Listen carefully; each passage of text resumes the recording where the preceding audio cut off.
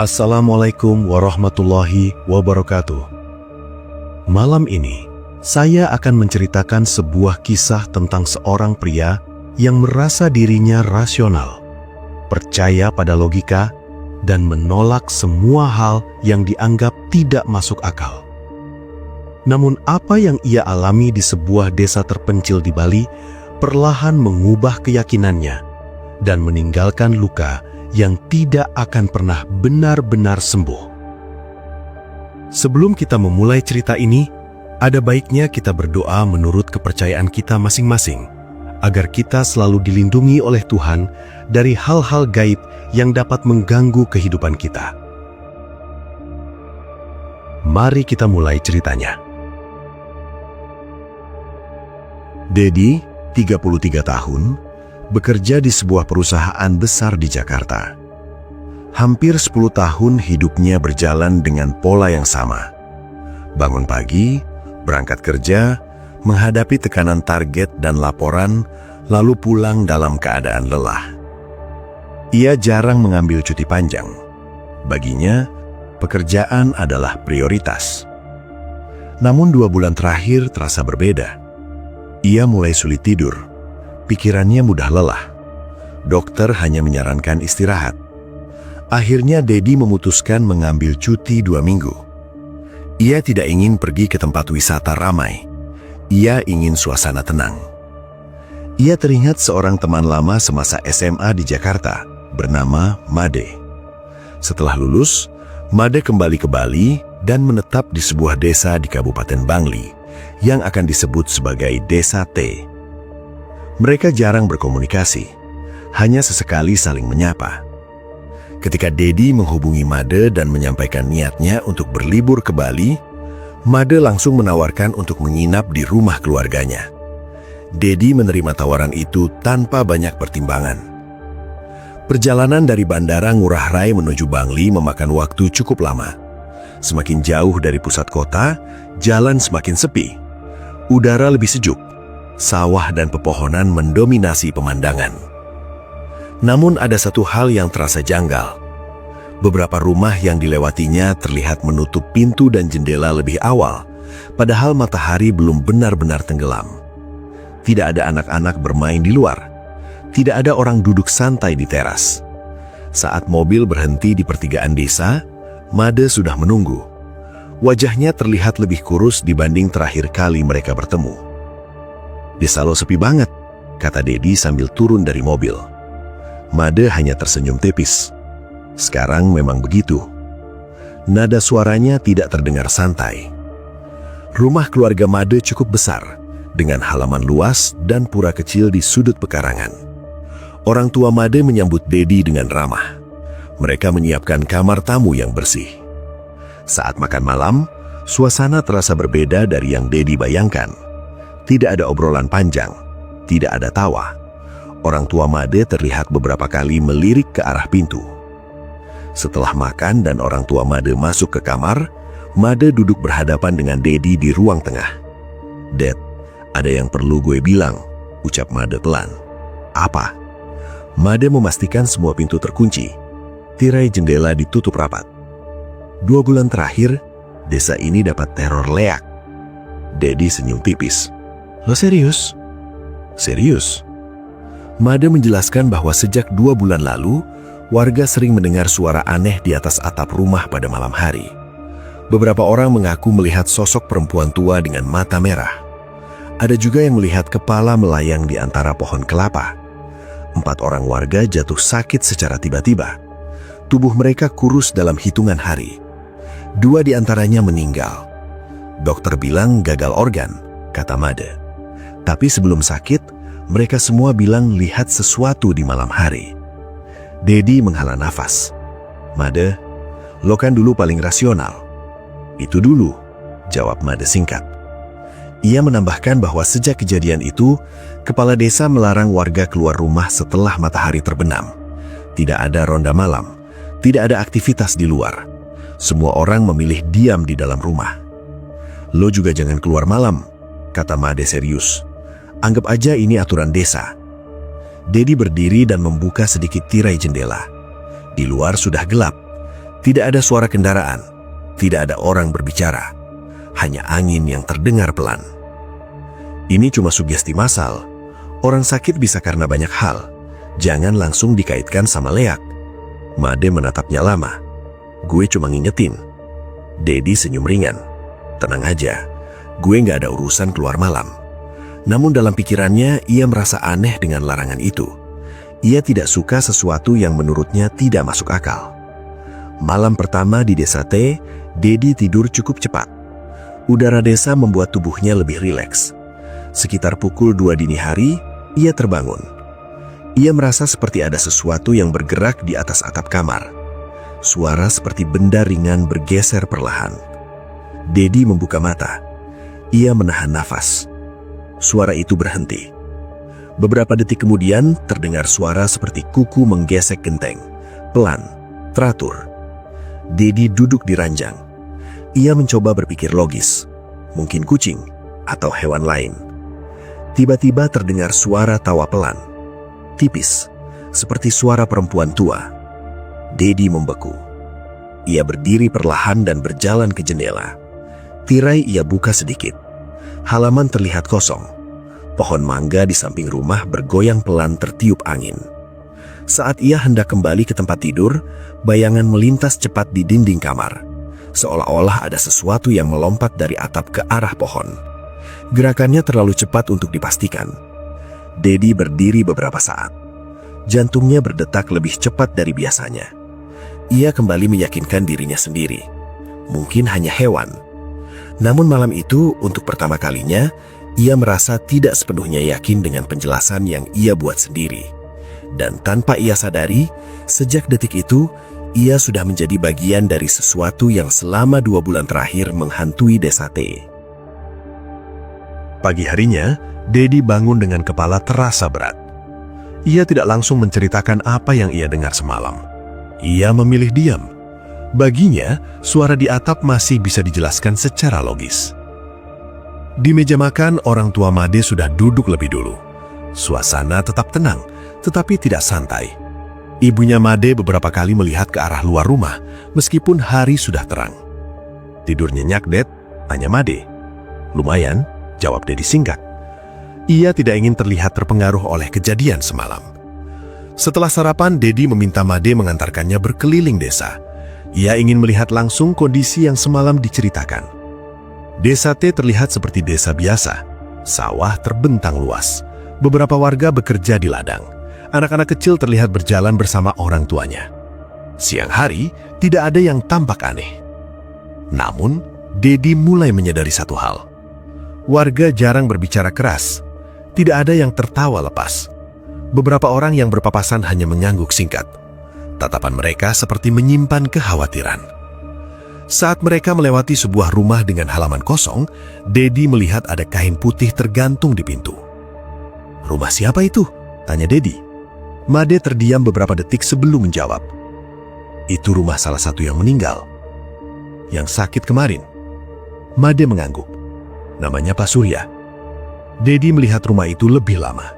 Tidak ada aktivitas. Pintu tertutup rapat. "Penyakitnya apa sebenarnya?" tanya Dedi lagi. "Awalnya cuma lemas, lalu nggak bisa makan. Dalam 5 hari langsung drop." "Sudah diperiksa ke rumah sakit?"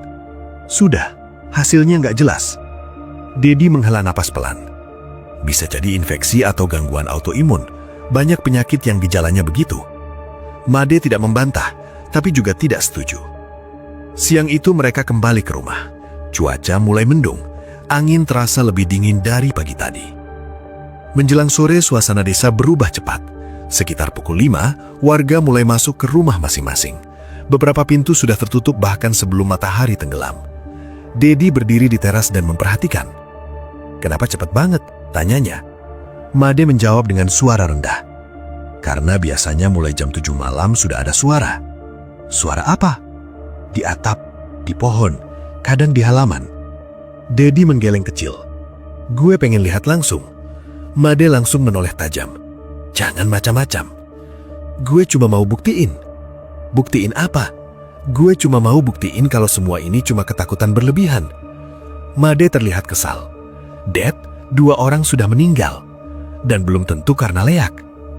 Percakapan mereka terhenti ketika ayah Made keluar dan meminta mereka masuk. Matahari hampir tenggelam. Malam datang lebih cepat dari yang Dedi kira. Setelah makan malam, seluruh rumah dalam keadaan tertutup rapat. Lampu luar dimatikan, hanya lampu dalam rumah yang menyala redup. Sekitar pukul 8, terdengar suara pertama. Suara seperti benda jatuh ringan di atas genteng.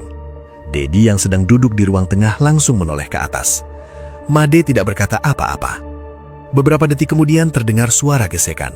Pelan, seperti kuku yang digerakkan perlahan di atas permukaan keras. Ibunya Made membaca doa pelan. Dedi berdiri. "Lo mau kemana?" tanya Made tegas. "Cuma mau lihat dari jendela." "Jangan buka jendela." Dedi tidak menjawab. Ia berjalan ke arah jendela ruang tengah dan membuka tirainya sedikit. Gelap. Hanya pohon kelapa yang terlihat bergerak tertiup angin. Tiba-tiba terdengar suara tawa pelan. Jelas, bukan suara angin. Dedi membeku.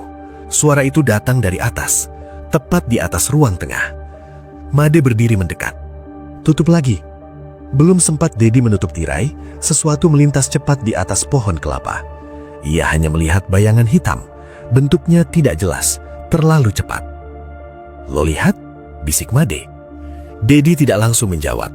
Jantungnya berdetak keras, namun egonya membuatnya tetap tenang. "Cuma bayangan pohon," katanya akhirnya. Suara di atas atap berhenti mendadak. Sunyi. Beberapa menit berlalu tanpa suara apapun. Dedi kembali duduk. Ia berusaha terlihat santai. Sekitar pukul 10 malam, semua masuk ke kamar masing-masing. Di dalam kamar, Dedi tidak langsung tidur. Ia menatap langit-langit. Ia menunggu. Pukul 11. Tidak ada suara. Pukul 12, masih sunyi. Ia hampir tertidur ketika tiba-tiba terdengar suara pelan tepat di luar jendelanya. Bukan di atap, di jendela. Seperti sesuatu menempel dari luar. Dedi perlahan menoleh. Tirai tertutup, namun bayangan samar terlihat menempel di kain tirai. Bentuknya bulat, seperti kepala. Dedi tidak bergerak, napasnya terasa berat. Perlahan bayangan itu bergeser naik, seolah melayang. Lalu terdengar suara bisikan. Tidak jelas kata-katanya, hanya suara napas berat bercampur tawa pelan. Dedi ingin bangkit, tetapi tubuhnya terasa kaku beberapa detik. Kemudian bayangan itu hilang begitu saja. Sunyi kembali. Dedi duduk dalam gelap. Untuk pertama kalinya, ia mulai ragu dengan keyakinan sendiri. Namun satu hal yang muncul dalam pikirannya justru bukan rasa takut, melainkan keinginan untuk memastikan. Dan malam berikutnya, ia sudah memutuskan satu hal. Ia akan keluar rumah setelah matahari terbenam. Pagi itu, Dedi bangun dengan lingkar mata lebih gelap. Ia tidak menceritakan kejadian di jendela kepada siapapun. Ia hanya diam dan terlihat lebih banyak berpikir.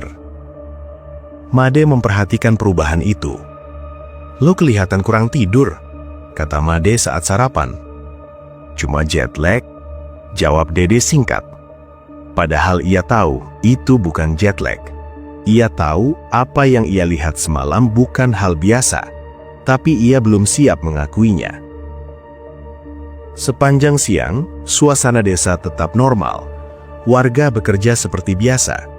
Namun Dedi melihat satu hal yang berbeda dari kemarin. Beberapa rumah kini memasang sesajen lebih banyak di depan pintu. Ada juga yang menggantungkan kain hitam putih di pagar. "Sejak kapan warga mulai pasang itu?" tanya Dedi. "Sejak minggu lalu," jawab Made. "Katanya untuk perlindungan." Dedi hanya mengangguk pelan. Menjelang sore, langit terlihat lebih gelap dari biasanya. Awan tebal menutup matahari. Angin berhembus lebih kencang. Sekitar pukul 5:30, warga sudah mulai menutup rumah masing-masing, lebih cepat dari kemarin. Dedi berdiri di teras, memperhatikan jalan desa yang semakin sepi. "Lo jangan macem-macem malam ini," kata Made dari belakangnya. Dedi menoleh. "Gue cuma mau jalan sebentar." Made langsung mendekat. "Jangan. Gue cuma mau buktiin ke diri gue sendiri." "Buktikan apa? Kalau ini bukan apa-apa." Made menatapnya serius. "Kalau ternyata ini sesuatu." Dedi tidak menjawab. Malam datang. Lampu luar dimatikan. Semua pintu dikunci. Sekitar pukul 8, suara di atap kembali terdengar. Kali ini lebih jelas, seperti ada sesuatu yang melangkah perlahan. Dedi duduk diam, menunggu waktu yang tepat. Pukul 9, suara itu berpindah ke atas kamar belakang. Pukul 10, tiba-tiba sunyi. Dedi berdiri. "Lu mau kemana?" bisik Made yang masih terjaga. "Keluar sebentar." Made langsung memegang lengannya. "Jangan gila. Gue cuma 5 menit. Tanpa menunggu jawaban, Dedi melepaskan tangan Made dan berjalan ke pintu belakang. Ia membuka kunci perlahan agar tidak menimbulkan suara. Udara malam terasa dingin dan lembab. Langit gelap tanpa bulan. Ia melangkah keluar halaman. Sunyi. Tidak ada suara serangga, tidak ada anjing menggonggong. Ia berjalan pelan menuju jalan desa. Setiap langkah terasa lebih berat dari biasanya, namun ia tetap memaksa diri untuk tenang. Beberapa meter dari rumah, ia berhenti. Di kejauhan, dekat pohon beringin di ujung jalan, ia melihat sesuatu.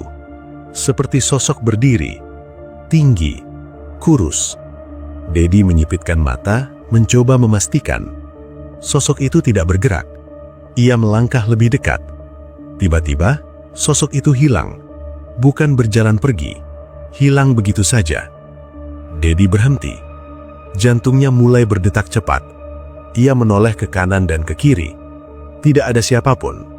Lalu terdengar suara tawa pelan dari atas pohon beringin. Dedi mendongak. Di antara ranting gelap, ia melihat sesuatu menggantung. Awalnya ia kira kain. Namun benda itu bergerak perlahan, dan ketika angin bertiup, ia melihat jelas. Itu kepala. Wajah perempuan tua, rambut panjang kusut, mata merah menyala. Kepala itu melayang turun perlahan dari pohon. Dedi mundur 1 langkah. Ia tidak bisa lagi menyangkal apa yang ia lihat. Kepala itu tersenyum. Mulutnya terbuka lebar memperlihatkan gigi yang tidak rata. Lalu terdengar suara napas berat, seperti orang yang kelelahan. Dedi mundur lagi. Tiba-tiba, dari arah belakang terdengar suara langkah cepat. Ia menoleh.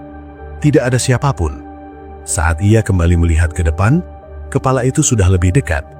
Jaraknya hanya beberapa meter. Mata merah itu menatap lurus ke arahnya. Dedi merasakan hawa panas di wajahnya. Lalu dalam sekejap, kepala itu melesat cepat ke arahnya. Dedi refleks berlari. Ia tidak peduli lagi dengan harga diri atau pembuktian. Ia berlari menuju rumah Made. Suara tawa terdengar tepat di belakang telinganya, seolah makhluk itu mengikuti sangat dekat. Dedi hampir terjatuh saat masuk ke halaman. Ia membanting pintu dan menguncinya dengan tangan gemetar. Made sudah berdiri di ruang tengah dengan wajah pucat. "Lo lihat," bisiknya. Dedi terdiam beberapa detik. Napasnya tidak teratur. Untuk pertama kalinya sejak datang ke desa itu, suaranya terdengar berbeda. "Gue lihat," katanya pelan.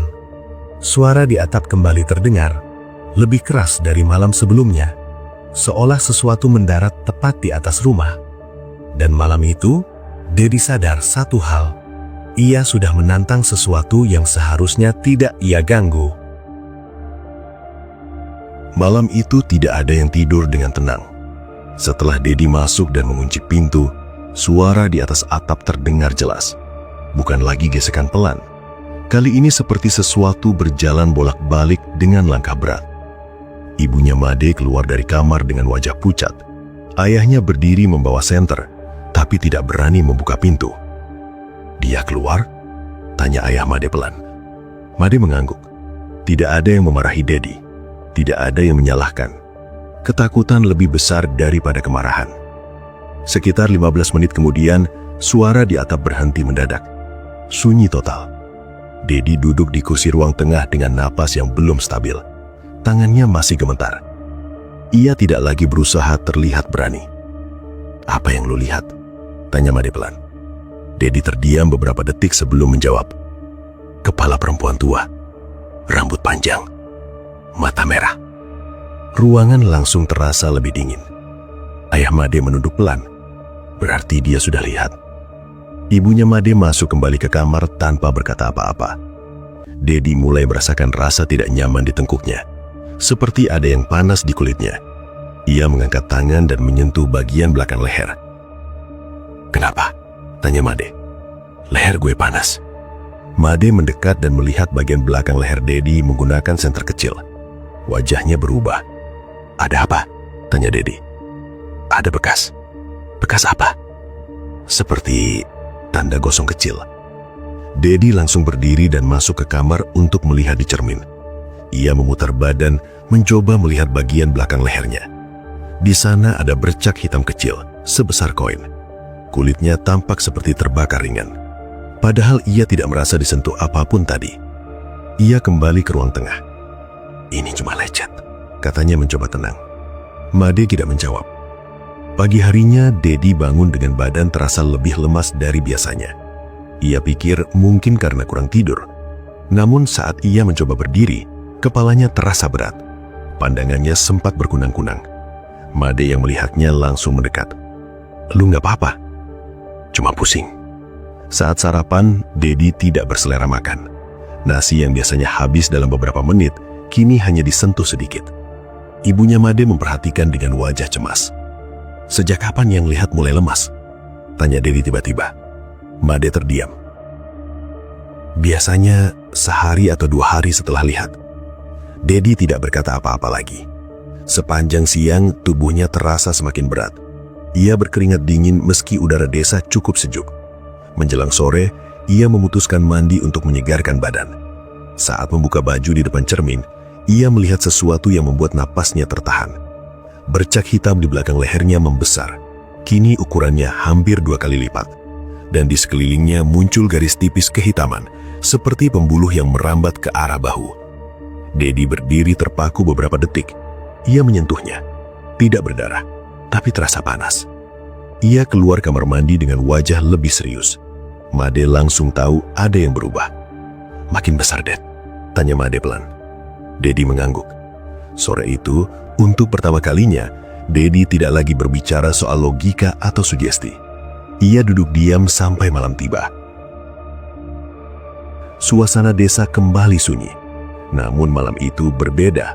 Sekitar pukul 8 malam, suara tidak hanya terdengar di atas atap. Suara itu juga terdengar di halaman, seperti sesuatu melompat turun. Dedi yang duduk di ruang tengah bisa merasakan getaran kecil di lantai. Lalu terdengar suara gesekan di dinding luar rumah. Perlahan, mengitari rumah. Ibunya Made mulai membaca doa lebih keras. Dedi memegang kursi dengan tangan dingin. Tiba-tiba terdengar suara benturan di jendela kamar tamu. Kamar Dedi. Semua terdiam. Benturan kedua terdengar lebih keras, seperti sesuatu menabrak dari luar. Made menahan Dedi yang hendak berdiri. "Jangan." Benturan ketiga membuat kaca bergetar. Lalu terdengar suara tawa yang lebih jelas dari sebelumnya. Bukan dari atas, tepat di luar jendela kamar Dedi. Beberapa detik kemudian, suara itu berhenti. Namun hawa dingin tetap terasa. Malam itu tidak ada lagi suara langkah di atap. Tidak ada lagi gesekan. Sunyi yang terasa lebih mengancam. Sekitar pukul 11 malam, Dedi mulai merasa mual. Ia berlari ke kamar mandi dan muntah. Yang keluar bukan hanya sisa makanan. Ada cairan hitam kental bercampur lendir. Dedi terdiam melihatnya di lantai kamar mandi. Tangannya gemetar. Made berdiri di pintu dengan wajah pucat. "Ini gak normal," bisik Made. Dedi bersandar di dinding. Untuk pertama kalinya, ia tidak lagi memikirkan pembuktian. Ia mulai memikirkan kemungkinan terburuk. Dan di luar rumah, di kegelapan desa yang sepi, sesuatu yang sama sedang mengamati dengan sabar, menunggu waktu yang tepat. Pagi itu, kondisi Dedi memburuk. Wajahnya terlihat pucat, bibirnya kering, lingkar hitam di bawah matanya semakin jelas. Ia bangun dengan tubuh terasa sangat lemas, seolah tidak punya tenaga. Made berdiri di depan pintu kamar tamu. "Lo harus lihat ini." Dedi perlahan bangkit dan berjalan ke cermin. Bercak hitam di belakang lehernya kini semakin melebar. Garis-garis tipis kehitaman menjalar sampai ke pundak dan sedikit ke arah dada. Kulit di sekitarnya terlihat lebih gelap dari warna normal. Dedi menelan ludah. "Berapa orang yang seperti ini sebelum sakit?" tanyanya pelan. Made tidak langsung menjawab. Semua yang lihat dan berani keluar malam. Dedi duduk di tepi ranjang. Ia tidak lagi menyangkal. "Kenapa nggak ada yang melawan?" tanyanya. "Ada," jawab Made. 2 minggu lalu, keluarga salah satu korban panggil orang pintar dari desa sebelah. Terus, 3 hari setelah ritual, orang pintar itu juga sakit. Dia pulang ke desanya. Katanya, ini bukan kiriman manusia. Dedi terdiam. Untuk pertama kalinya, ia benar-benar merasa dalam bahaya. Siang itu, ayah Made memutuskan membawa Dedi menemui seorang pemangku tua di desa tersebut. Namanya Pak Ketut Sudarma. Ia bukan dukun, tapi orang yang dituakan dan paham ritual adat. Rumah Pak Ketut berada di ujung desa, dekat area sawah yang mulai jarang dilewati warga. Pak Ketut menerima mereka dengan tenang. Ia memandang Dedi lama tanpa banyak bicara. "Dia keluar malam?" tanya Pak Ketut kepada Made. Made mengangguk. Pak Ketut meminta Dedi duduk dan membuka bagian belakang lehernya. Ia memperhatikan bercak hitam itu cukup lama. "Ini bukan luka biasa," katanya pelan. "Dia sudah ditandai." "Ditandai untuk apa?" tanya Dedi dengan suara serak. "Diambil." Ruangan terasa lebih sunyi. "Diambil bagaimana maksudnya?" tanya Made. Pak Ketut menarik napas pelan. "Makhluk itu butuh energi. Bukan semua orang bisa dia ganggu. Biasanya dia pilih yang menantang atau yang lemah secara batin." Dedi menunduk. Ia tahu ia termasuk kategori pertama. "Apa masih bisa diselamatkan?" tanya ayah Made. Pak Ketut terdiam beberapa saat. "Bisa, tapi tidak mudah." Ia menjelaskan bahwa makhluk itu sudah menempel secara batin. Jika tidak dilepaskan sebelum 7 hari sejak tanda muncul, tubuh korban akan semakin melemah sampai organ dalamnya rusak. "Sudah hari keberapa?" tanya Pak Ketut. "2, jawab Made cepat. Pak Ketut mengangguk pelan. Masih ada waktu. Ia mengatakan bahwa malam berikutnya akan dilakukan ritual pembersihan sederhana di rumah Made. Namun ada syaratnya. Dia tidak boleh keluar rumah lagi. Tidak boleh melihatnya lagi. Kalau melihat untuk kedua kali, ikatannya akan semakin kuat. Dedi mengangguk pelan. Dalam perjalanan pulang, tubuhnya terasa semakin berat. Pandangannya sesekali kabur. Menjelang sore, suhu tubuhnya mulai naik. Ia menggigil meski udara tidak terlalu dingin. Sekitar pukul 6, bercak hitam di lehernya terasa seperti terbakar. Rasa panas menjalar ke pundak. Malam tiba lebih cepat. Rumah Made dipersiapkan untuk ritual kecil sesuai arahan Pak Ketut. Beberapa sesajen diletakkan di halaman dan dekat pintu. Dedi duduk di ruang tengah dengan tubuh lemah. Sekitar pukul 8 malam, suara itu kembali terdengar. Kali ini lebih agresif. Bukan hanya di atap, tapi seperti berputar di sekitar rumah. Angin di luar terdengar berputar cepat. Lampu ruang tengah sempat berkedip beberapa kali. Dedi merasakan tekanan di dadanya. Napasnya terasa berat. Tiba-tiba, terdengar suara benturan keras di pintu depan. Semua orang terkejut. Benturan kedua lebih kuat, seolah sesuatu mencoba masuk. Ibunya Made mulai membaca doa dengan suara lebih keras. Dedi menutup mata, berusaha tidak membayangkan apapun. Namun, di dalam kepalanya, suara tawa itu kembali terdengar. Lebih dekat, seolah berada tepat di belakangnya. Ia hampir membuka mata ketika Made mengguncangkan bahunya. "Jangan lihat apapun," bisik Made. Benturan di pintu berhenti mendadak. Digantikan suara gesekan panjang di sepanjang dinding rumah. Perlahan, mengitari. Seperti makhluk itu tahu Dedi ada di dalam dan sedang menunggu waktu yang tepat untuk mengambilnya. Malam itu terasa lebih panjang dari malam-malam sebelumnya.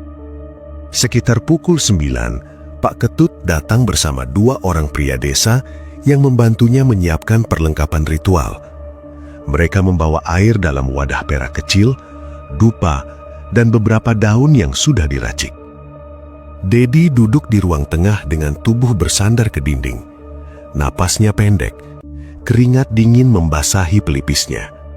Bercak hitam di lehernya kini semakin jelas terlihat, meski dalam cahaya lampu redup. Pak Ketut duduk di depannya. "Kamu harus kuat," katanya tegas. "Jangan melawan dengan emosi. Lawan dengan tenang." Dedi mengangguk pelan. Suaranya sudah berat. "Apa yang harus saya lakukan?" "Tutup mata. Jangan buka sampai saya bilang." Di luar rumah, suara angin terdengar semakin kencang. Daun-daun pohon bergesekan keras. Sesekali terdengar suara seperti benda jatuh di atap. Ritual dimulai. Pak Ketut membaca doa dengan suara stabil. Tidak keras, tidak cepat. Tenang. Air dari wadah perak dipercikkan ke arah Dedi. Daun-daun yang sudah diracik disentuhkan perlahan ke bercak hitam di lehernya. Saat daun itu menyentuh kulitnya, Dedi langsung mengerang pelan. Rasa panas menjalar lebih kuat dari sebelumnya, seperti ada sesuatu yang bergerak di bawah kulitnya. "Jangan buka mata," ulang Pak Ketut. Tiba-tiba terdengar suara benturan keras di atap, lebih kuat dari malam sebelumnya. Ibunya Made terkejut, tetapi tetap membaca doa. Suara di atap berpindah cepat. Dedi menggenggam tangannya sendiri, mencoba menahan rasa sakit. Garis-garis hitam di lehernya tampak bergerak tipis, seperti urat yang hidup. Pak Ketut membaca doa lebih cepat. Lalu terdengar suara tawa. Jelas, bukan dari atap, dari dalam rumah. Suara itu seperti berada di sudut ruangan. Made menoleh cepat, tetapi tidak melihat siapapun. Lampu ruang tengah tiba-tiba redup. Dedi merasakan tekanan kuat di dadanya, seperti ada beban berat menindih. Napasnya tersendat. Ia hampir membuka mata ketika tiba-tiba terdengar suara perempuan tua berbisik tepat di telinganya. "Kamu yang menantang." Suara itu sangat dekat. Dedi menggertakkan gigi. Ia menahan diri untuk tidak membuka mata. Pak Ketut menepuk lantai keras-keras sambil membaca doa dengan suara lebih tegas. Air kembali dipercikkan ke arah leher Dedi. Tiba-tiba Dedi berteriak. Bukan karena rasa sakit biasa. Ia merasakan seperti ada sesuatu yang tercabut dari dalam tubuhnya. Di luar, angin berhenti mendadak. "Buka mata," katanya pelan. Dedi membuka mata perlahan. Ruangan kembali terang normal. Tidak ada suara, tidak ada benturan. Bercak hitam itu masih ada, tetapi warnanya memudar. Garis-garis yang menjalar terlihat mengecil. "Belum selesai," kata Pak Ketut pelan. "Dia belum sepenuhnya pergi." Dedi menatapnya. "Apalagi yang harus saya lakukan?" Pak Ketut berdiri perlahan. "Dia datang karena ditantang. Selama kamu masih menyimpan rasa itu, dia bisa kembali." Dedi terdiam. Ia tahu maksudnya. Selama ini ia datang dengan sikap meremehkan. Ia keluar malam untuk membuktikan dirinya benar. Pak Ketut melanjutkan. "Besok malam adalah penentuan. Kalau sampai besok malam dia tidak kembali, tanda itu akan hilang sendiri. Tapi kalau kamu melihatnya lagi, saya tidak bisa jamin." Semua terdiam. Malam itu terasa lebih tenang. Namun sekitar pukul 1 dini hari, saat semua sudah masuk kamar masing-masing, Dedi terbangun. Ia merasa seperti ada yang memanggil namanya. "Dedi?" Ia membuka mata perlahan. Kamar gelap. Namun di sudut ruangan, dekat lemari, ada bayangan. Tidak bergerak, hanya berdiri. Dedi menahan napas. Bayangan itu perlahan membentuk siluet kepala dan rambut panjang. Mata merah menyala muncul di kegelapan. Dedi langsung memejamkan mata. Ia tidak ingin melihat lebih jelas. Beberapa detik terasa sangat lama. Lalu terdengar suara tawa pelan. Ketika Dedi membuka mata kembali, sudut ruangan sudah kosong. Namun ia tahu satu hal. Malam penentuan belum benar-benar lewat. Pagi itu, Dedi terbangun dengan tubuh masih lemah, tetapi tidak separah kemarin. Ia langsung berdiri di depan cermin. Bercak hitam di lehernya terlihat lebih samar dibanding malam sebelumnya. Garis-garis yang menjalar ke bahu hampir tidak terlihat. Namun warna kulitnya belum kembali normal. Made masuk ke kamar tanpa banyak bicara. Ia ikut melihat kondisi Dedi. "Masih ada?" kata Made pelan. Dedi mengangguk, tapi lebih ringan. "Semalam lo lihat lagi?" tanya Made. Dedi terdiam beberapa detik sebelum menjawab. "Cuma bayangan." Made langsung menatap serius. "Lo yakin cuma bayangan?" Dedi tidak menjawab. Ia memang melihat siluet dengan mata merah di sudut kamar, tapi ia tidak membuka mata lama-lama. Ia tidak ingin mengakui bahwa makhluk itu masih datang. Siang hari berjalan lambat. Tidak ada suara aneh. Desa terlihat seperti biasa. Namun suasana terasa lebih tegang. Beberapa warga yang tahu kondisi Dedi mulai memperhatikannya dari jauh. Tidak ada yang berani mendekat terlalu lama. Pak Ketut datang siang itu untuk memastikan kondisi Dedi. Ia melihat leher Dedi dan mengangguk pelan. "Masih ada ikatan tipis," katanya. "Malam ini penentuan." "Apa yang harus saya lakukan?" tanya Dedi. "Jangan keluar kamar. Jangan buka jendela. Jangan terpancing suara apapun." Pak Ketut menatapnya dalam. "Dia akan coba memancing kamu melihat lagi. Kalau kamu menatapnya dengan sadar, ikatannya akan kembali kuat." Dedi mengangguk. Untuk pertama kalinya sejak datang ke desa itu, ia tidak lagi merasa ingin membuktikan apapun. Ia hanya ingin selamat. Menjelang sore, langit kembali mendung. Angin berhembus pelan, tidak sekencang malam sebelumnya. Rumah Made dipersiapkan seperti semalam, tapi tanpa ritual besar. Hanya doa dan sesajen sederhana. Sekitar pukul 8 malam, suara pertama terdengar. Bukan di atap, tapi di halaman. Seperti sesuatu menyeret benda berat di tanah. Made dan ayahnya duduk di ruang tengah. Ibunya membaca doa dengan suara pelan. Dedi berada di kamar tamu, pintu tertutup. Ia duduk di atas kasur dengan lampu kamar dimatikan. Hanya cahaya redup dari luar yang masuk melalui celah tirai. Suara seretan di luar semakin jelas. Lalu terdengar suara langkah. Berhenti tepat di depan jendela kamarnya. Dedi menahan nafas. Tirai sedikit bergerak, padahal tidak ada angin. Lalu terdengar suara bisikan. "Keluar." Suaranya parau dan pelan. Dedi menutup mata. Suara itu kembali terdengar. "Kamu berani tadi malam." Nada suaranya seperti mengejek. Dedi merasakan panas di belakang lehernya lagi. Tidak sekuat sebelumnya, tapi cukup membuatnya tegang. Ia menggenggam spray kasur, berusaha tetap diam. Tiba-tiba terdengar suara ketukan pelan di kaca jendela. 1 kali, 2 kali, 3 kali. Ketukan itu tidak keras, justru terasa sengaja dibuat pelan, seperti ingin memancing rasa penasaran. Dedi hampir membuka mata dan menoleh. Namun ia teringat pesan Pak Ketut. "Jangan lihat." Ketukan berhenti. Beberapa detik sunyi. Lalu terdengar suara seperti kuku menggesek kaca jendela. Perlahan. Garis tipis tercipta di kaca, terdengar jelas di dalam kamar. Dedi merasakan detak jantungnya semakin cepat. Suara tawa pelan kembali terdengar, kali ini sangat dekat, seolah tepat di balik tirai. Tiba-tiba suara itu berubah menjadi lebih kasar. "Lihat saya." Nada suaranya tegas dan dingin. Dedi hampir kehilangan kendali. Rasa penasaran dan takut bercampur menjadi satu. Namun ia tetap menahan diri. Ia mulai membaca doa dalam hati, pelan dan teratur. Suara di luar mendadak berhenti.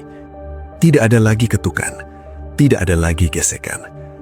Beberapa menit berlalu dalam keheningan. Dedi perlahan membuka mata. Ia tidak langsung melihat ke arah jendela. Ia hanya menatap lurus ke depan. Rasa panas di lehernya perlahan berkurang. Di ruang tengah, Made dan orang tuanya juga menyadari suasana berubah. Tidak ada suara di atap, tidak ada angin kencang, tidak ada tawa. Malam terasa lebih tenang.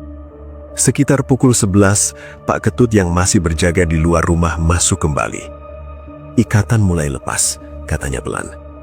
Dedi keluar kamar dengan langkah masih pelan. Pak Ketut melihat lehernya menggunakan senter kecil. Bercak hitam itu kini tinggal samar, hampir menyatu dengan warna kulit. "Kalau sampai subuh tidak ada gangguan lagi, kamu selamat," kata Pak Ketut. Semua menunggu. Waktu terasa sangat lambat. Jam menunjukkan pukul 1, lalu 2. Tidak ada suara apapun. Menjelang pukul 4 pagi, ayam mulai berkokok. Langit sedikit lebih terang. Pak Ketut mengangguk pelan. Dia pergi. Dedi berdiri diam. Ia merasakan tubuhnya lebih ringan. Namun jauh di dalam dirinya, ia tahu sesuatu telah berubah. Ia tidak lagi memandang semua hal dengan keyakinan yang sama seperti sebelum datang ke desa itu. Dan malam penentuan akhirnya lewat. Pagi setelah malam penentuan terasa berbeda. Udara desa lebih segar. Matahari terbit tanpa tertutup awan tebal. Untuk pertama kalinya sejak Dedi datang, suasana tidak terasa menekan. Dedi berdiri di depan cermin kamar tamu. Bercak hitam di lehernya hampir hilang. Hanya tersisa bayangan tipis seperti bekas luka lama. Garis-garis yang sempat menjalar ke bahu sudah tidak terlihat. Tubuhnya memang masih lemas, tapi tidak seperti hari-hari sebelumnya. Made masuk ke kamar. "Gimana rasanya?" tanyanya. "Lebih ringan," jawab Dedi jujur. Made memperhatikan lehernya dan mengangguk pelan. Udah hampir hilang. Di luar rumah, beberapa warga mulai beraktivitas lebih awal dari biasanya. Beberapa bahkan saling menyapa dengan suara sedikit lebih lega. Namun bukan berarti semuanya kembali normal. Desa masih berhati-hati. Siang itu, Pak Ketut datang lagi untuk memastikan kondisi Dedi benar-benar stabil. Ia memeriksa leher Dedi dan memintanya menarik napas dalam. "Kamu selamat," katanya akhirnya. "Tapi bukan berarti semuanya selesai." "Maksudnya?" tanya Dedi. Pak Ketut duduk pelan di ruang tengah kursi kayu. Makhluk itu tidak selalu menetap di satu tempat. Kadang muncul ketika ada pemicu. 2 bulan ini mungkin ada sesuatu yang mengganggu keseimbangan di sini. Made menatapnya. "Pemicu seperti apa?" Pak Ketut tidak langsung menjawab. "Kadang tanah digali sembarangan. Kadang ada yang membuang sesuatu yang tidak seharusnya. Kadang ada yang sengaja memanggil." Dedi teringat sesuatu. "Minggu lalu ada proyek kecil di pinggir desa?" tanya Dedi pada Made. Made mengangguk. "Ada, pembukaan lahan buat villa kecil, tapi berhenti karena pekerja takut." Pak Ketut menatap mereka berdua. Tempat itu dekat dengan area lama yang jarang disentuh. Kalau ada yang membuka tanpa izin adat, bisa saja mengganggu. Dedi terdiam. Ia datang sebagai orang luar, tidak paham aturan adat setempat. Ia juga keluar malam tanpa memikirkan konsekuensi. Sore itu, Dedi meminta Made mengantarnya melihat lokasi pembukaan lahan tersebut. Area itu berada di sisi desa yang berbatasan dengan pepohonan lebat dan tanah kosong. Pekerjaan memang terhenti. Alat-alat masih tergeletak, sebagian sudah berkarat karena tidak dipakai 2 minggu terakhir. Tanah di beberapa titik terlihat seperti baru digali. Dedi berdiri diam beberapa saat. Ia tidak melihat apapun yang aneh secara kasat mata. Namun suasana di tempat itu terasa berbeda, lebih sunyi. Tidak ada suara burung. "Sejak ini dibuka, gangguan makin sering," kata Made pelan. Dedi tidak menanggapi. Ia tidak ingin lagi bersikap sok tahu. Malam itu, untuk pertama kalinya dalam beberapa hari, rumah Made tidak terdengar suara apapun. Tidak ada langkah di atap. Tidak ada tawa. Tidak ada ketukan di jendela. Desa terasa lebih tenang. Keesokan paginya, kabar menyebar bahwa tidak ada warga yang mendengar gangguan sepanjang malam. Hari berikutnya juga sama. 3 hari berlalu tanpa kejadian. Beberapa warga mulai berani duduk di teras rumah setelah maghrib, meski tidak terlalu lama. Dedi memutuskan memperpendek sisa cutinya. Ia merasa sudah cukup berada di desa itu. Sebelum kembali ke Jakarta, ia mendatangi Pak Ketut untuk berpamitan. "Saya minta maaf," kata Dedi dengan nada serius, "karena saya sempat meremehkan." Pak Ketut mengangguk pelan. Pengalaman itu bukan untuk menakuti, tapi untuk mengingatkan. Dedi mengangguk. Ia tidak lagi merasa perlu membuktikan apapun. Di bandara, saat menunggu pesawat, ia menyentuh bagian belakang lehernya secara refleks. Kulitnya sudah normal, namun sensasi hangat tipis masih kadang terasa, seolah mengingatkannya pada malam ketika ia berdiri di bawah pohon beringin. Pesawat lepas landas meninggalkan Bali. Dedi menatap keluar jendela. Ia tidak membawa oleh-oleh khas wisata. Ia membawa pengalaman yang tidak akan pernah ia ceritakan sembarangan kepada orang lain. Namun satu hal yang belum ia ketahui. Beberapa hari setelah ia kembali ke Jakarta, proyek pembukaan lahan di Desa T dihentikan sepenuhnya. Dan sejak itu, tidak ada lagi laporan gangguan di desa tersebut. Teror 2 bulan itu berakhir. Tapi bagi Dedi, jejaknya tetap ada. 2 hari setelah kembali ke Jakarta, Dedi mulai masuk kerja seperti biasa. Gedung kantor yang tinggi, suara kendaraan yang padat, dan rapat yang tidak ada habisnya terasa sangat kontras dengan suasana desa yang ia tinggalkan. Rekan-rekannya tidak melihat ada yang aneh. Mereka hanya tahu Dedi baru selesai cuti. "Liburan ke Bali enak ya?" tanya salah satu rekan kerjanya. Dedi hanya menjawab singkat, "Lumayan." Ia tidak menceritakan apapun. Malam pertama di apartemennya, Dedi sengaja tidak langsung tidur. Ia duduk di ruang tamu, lampu menyala terang. Ia ingin memastikan satu hal. Apakah semuanya benar-benar sudah selesai? Pukul 10 malam tidak ada suara aneh. Pukul 11, suasana tetap normal, hanya suara kendaraan dari jalan raya yang terdengar samar. Ia berdiri di depan cermin kamar mandi dan memperhatikan lehernya.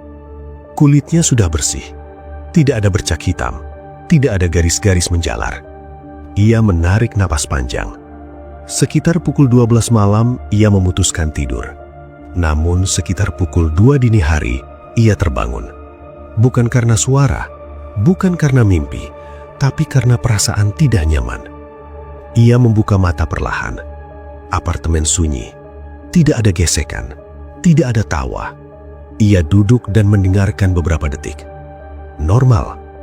Dedi bangkit dan berjalan ke dapur untuk minum air. Saat melewati ruang tamu, ia melihat bayangannya sendiri di kaca jendela apartemen. Ia berhenti. Untuk beberapa detik, ia menatap pantulan itu. Tidak ada yang aneh. Ia kembali ke kamar. Saat hendak berbaring, ponselnya bergetar. Pesan dari Made. "Desa sudah tenang. Sudah seminggu tidak ada gangguan." Dedi membalas singkat. "Syukurlah." Beberapa menit kemudian, pesan kedua masuk. Pak Ketut bilang ikatan sudah benar-benar putus. Dedi membaca pesan itu lama. Ia merasa lega. Hari-hari berikutnya berjalan normal. Tubuhnya kembali bertenaga. Nafsu makannya kembali seperti biasa. Ia bisa bekerja tanpa merasa lemas. Seminggu, 2 minggu, tidak ada kejadian aneh. Suatu malam, hampir 1 bulan setelah kejadian di Desa T, Dedi duduk sendirian di apartemennya. Ia tanpa sadar kembali menyentuh bagian belakang lehernya. Tidak ada bekas. Namun ia teringat jelas malam ketika ia melihat kepala melayang dengan mata merah menatapnya. Ia teringat suara tawa di atap. Ia teringat rasa panas yang menjalar di kulitnya. Semua itu nyata, bukan sugesti, bukan mimpi. Ia mengambil ponsel dan membuka foto-foto selama di Bali. Tidak banyak, ia memang jarang memotret. Di salah satu foto halaman rumah Made pada sore hari, ia memperbesar gambar tanpa sengaja. Di sudut atas, dekat pohon mangga, ada bayangan samar. Bentuknya tidak jelas, namun Dedi tidak mencoba menganalisis. Ia langsung menutup galeri. Ia tidak ingin membuka sesuatu yang sudah selesai. Beberapa hari kemudian, Made mengabari bahwa proyek pembukaan lahan resmi dibatalkan.